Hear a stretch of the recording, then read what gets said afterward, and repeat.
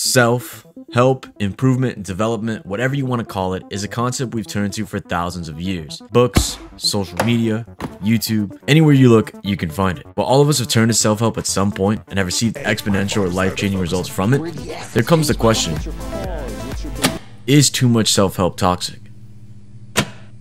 First, let's state the obvious. Too much of anything can be bad. Hyponatremia is caused by excess water and is life-threatening. Too much food can cause obesity and metabolic issues. Toxic positivity or forced positivity invalidates a true human emotional experience. Too much hustle can lead to a burnout. The list goes on and on. We've all been there. We become self-aware and identify a problem which we want to fix. We seek advice through different mediums and boom, the dopamine hits. We're extremely excited to apply these new habits, philosophies, and strategies, which some we stick to and some we don't. We notice good change and feel content until you reach the plateau.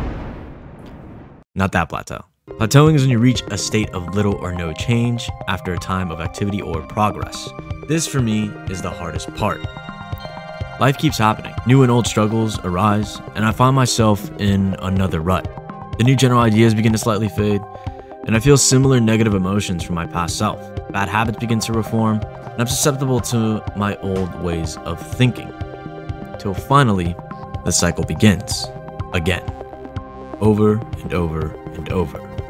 This is where the question lies. Is it normal to go in and out of these ruts? Or is this just a form of pseudo-productivity? Well, maybe it's both.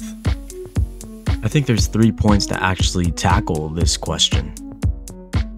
It's agreed upon too much of everything can be bad, but water and food are essential to life, and we need a lot of it. Accepting negative emotions, aiming to bring positive feelings is healthy, and working hard to achieve what you want is required to meet your goals. The same exact thing applies to self-development. That too much needs to be applied over time and in a healthy manner. The point here is finding your own balance. Finding balance can give us a better understanding of ourselves. It's also important in applying new ideas as well as seeking new ones. When I apply a new development strategy or want to change something, I find a way to fit it in my lifestyle that will actually work for me, not exactly how it was presented to me. Doing this keeps my balance and keeps me content and not irritable. This also applies when viewing a ton of self-help content.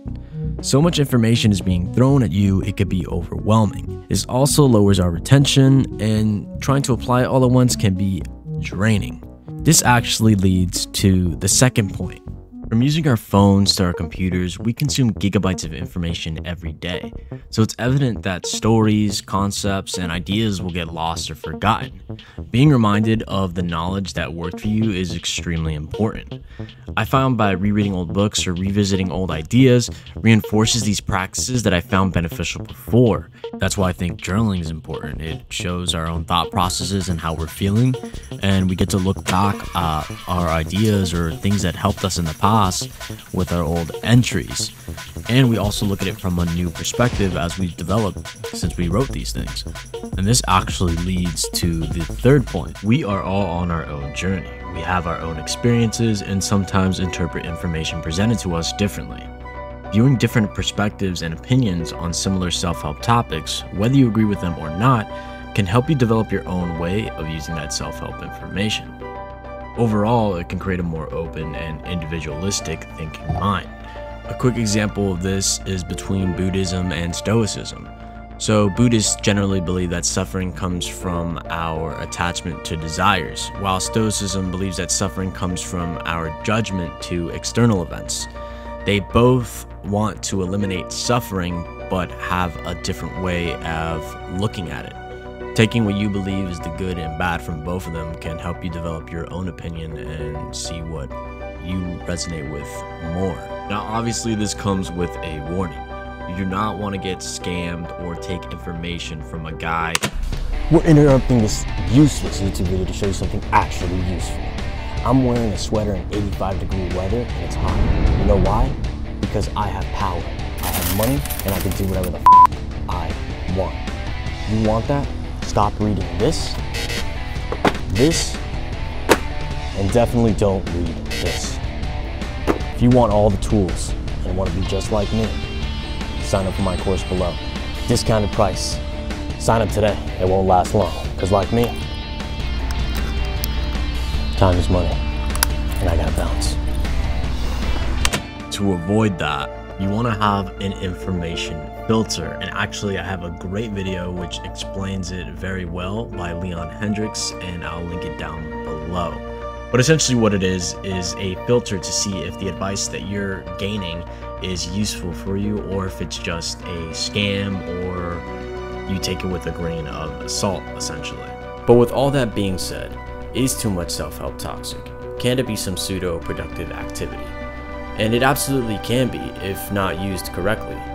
But when it is, it can help us get out of these ruts and can help us grow in the areas we want to grow in. And I think that's the point of self-help. It's to develop oneself. So we're all going through this journey, and we're all people, we're all humans. We have similar experiences, similar problems, and learning from one another is beneficial to enhance yourself as well as your own experiences throughout life that you can offer for other people.